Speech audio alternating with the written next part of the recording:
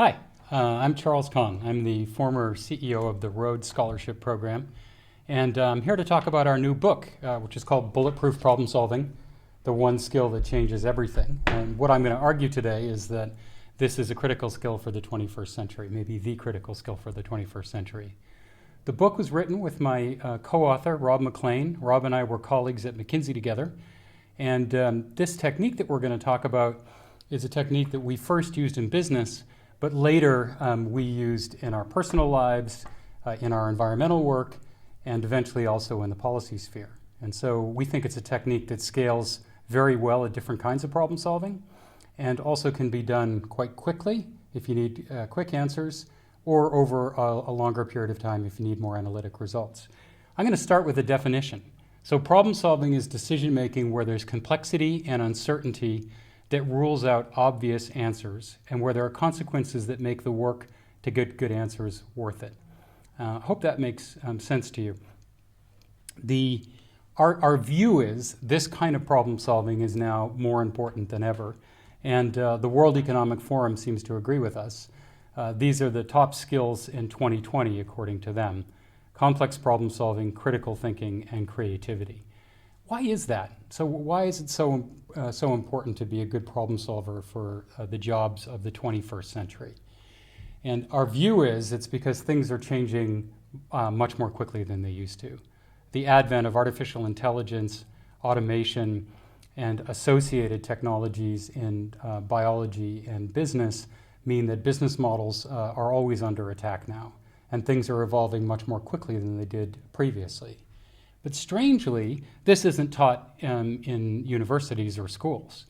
We're still teaching universities the way we used to, which is learning a body of knowledge like accounting or finance or medicine that you then are expected to practice over the course of an entire career. But that doesn't make sense anymore. And what this graphic shows is the two kinds of jobs that are growing in this new era are non-routine interpersonal skills and non-routine analytic skills. So even routine analytic skills, so the types of things that highly paid lawyers and doctors do, are becoming automated. And so the only real defense for your career is to become superb at creativity and working with people in groups to solve difficult problems. And that's what the core topic of the book is. This is important for you both as an individual, so getting a job, how you get evaluated in your job, and how you advance in your job, and also critical for your organization. Again, with a faster and faster pace to change, most organizations are now organized into fluid, agile teams whose principal job it is to solve problems. And for all businesses now, it's either disrupt or be disrupted. And that's why we think this is such an important skill for this 21st century workforce. So we're going to go through very briefly the 7 steps, and in subsequent videos I'll talk through some examples. So the 7 steps for bulletproof problem solving are: first, to define the problem, and I know that sounds very simple, but you'll see why we think that it is actually worth putting effort into it.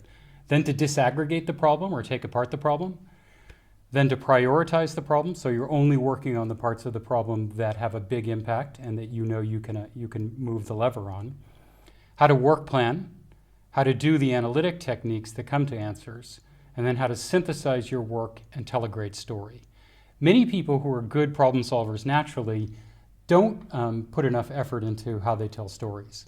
And telling stories is the only way to convince other people how to change. And all this problem solving has an orientation toward action and outcomes. So I'm going to briefly go through these 7 steps. The first one, as I mentioned, is defining the problem. And most people race off with a half-baked idea of what the problem is, and often find out later that they put a lot of cycles into answering the problem that actually isn't what the decision maker cared about. So we always like to slow down and really think hard about what problem it is we're trying to solve. That means thinking about who's the decision maker, and often there are multiple decision makers. What forces are acting on those decision makers? What's important to them? How would they measure a successful effort? What time frame is important for resolving the problem? How much accuracy is necessary? And which things are in or out of bounds? And it's really important that you stop and think about that before you race into problem solving. Sometimes people talk about SMART problem solving, which is specific, measurable, action-oriented, relevant, and time-bound. And we think that's a pretty good shorthand as well. So one of the reasons why we focus so much on getting the problem definition right was captured really well by Albert Einstein, who said if he had an hour to solve a problem, he'd spend 55 minutes thinking about the problem and only 5 minutes actually thinking about solutions. So that's kind of a good rule of thumb. Second step is to disaggregate the problem, and we like to use logic trees. Logic trees help us break the problem apart into manageable chunks and help us keep track of all those chunks. And they help us a lot when it comes to the next stage as well. There's no right or wrong way, and we usually try several different cuts at a problem.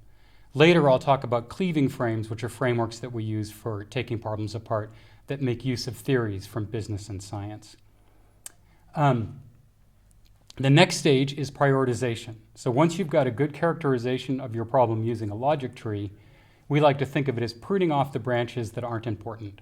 And we use a simple 2x2 matrix to help us with that. That matrix has one axis, which is how big is the impact of that item, and another axis, which is how easy it is it to change that item. And what you can see in this graphic is we try and start our focus of analytic work in that upper quadrant, which is it has a big impact on the solution, and we know that we can act on that lever. Obviously, there is also levers which have a big impact, but you can't change them, and it's really important not to waste your time on that. The fourth step in problem solving is to do really good work planning. And I know everyone's thinking how boring work planning is, but to do a good work plan is the only way to get on what we like to call the critical path. And that is to make sure that you're only working on the parts of the problem that are important and that your colleagues who are working with you, and it's always better to problem solve in teams, are working on their parts of the problem. So we like to make sure we have an issue. For every issue, we have a hypothesis, an analytic step, what the source is, who's responsible for it and when they're going to deliver, and what the end product looks like. In fact, we use a guideline which says we don't do any analyses that aren't answering a very clear testable hypothesis. Lots of people who are good at statistics or machine learning run off and build great models before they really think about what they're trying to understand. We always work backward from clearly visualized or dummied outputs. We're careful about what order we do things in so that we don't do things that aren't as important, and that's again part of this critical path idea. We're specific about who's doing it, and we make sure that our work plans only go out 2 or 3 weeks. One of the things we always do at this stage is to do 1 hour or 1 day answers. So rather than setting up the whole analytic framework that rolls out over months or weeks, we try and create hypotheses that allow us to make our best guess at the answer on that moment. And so that means sometimes we use this technique called situation, observation, implication. What's the problem or opportunity that we're looking at? What's our critical insight today? And if we had to guess today, what's the implication or the direction on the answer? The fifth step in the 7 steps of bulletproof problem solving is the analytic step. And we won't have time today to talk about that in any detail. But I will say one thing, which is we encourage you to start always with heuristics and summary statistics before you start building giant models. Some of our favorites are 80-20 thinking, expected value, Bayesian analysis, break-even points, and marginal analysis. Each of those give us a sense for what the shape of the problem is before we start building complicated models. The last 2 steps are really important, and that's once we've done the analytic work and we've got a visual representation of our problem, we then have to bring that back together. And we like to use the same tool that journalists use, which is a pyramid, where at the bottom of the pyramid you have the bits and pieces that you've been finding. And that adds up to the major points that you're making, and that adds up to the critical point, which is how you should change. And all problem solving is directed toward the question, how should I change? And using a good quality structure for how you summarize and tell your stories is just as important as the analytic work. That governing thought needs to be supported by your major points and then by all the data that you've collected. That's it. That's the 7 steps to bulletproof problem solving. In subsequent videos, I'm going to give you a couple of examples worked out fully. Thanks for listening.